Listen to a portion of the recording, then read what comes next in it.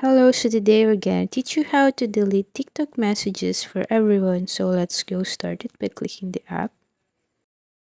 Once it's open, just click here the messages icon.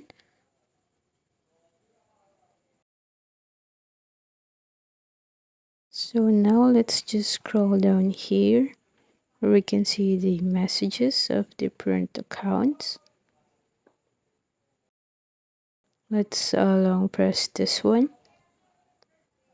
It will show us the options. Click delete and another delete and it will be automatically deleted permanently. You can do it for other chats as well.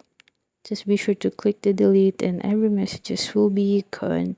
However, we have to do it one by one per account and there's no button to delete every chats for every account. So that's it for this video. Thank you for watching.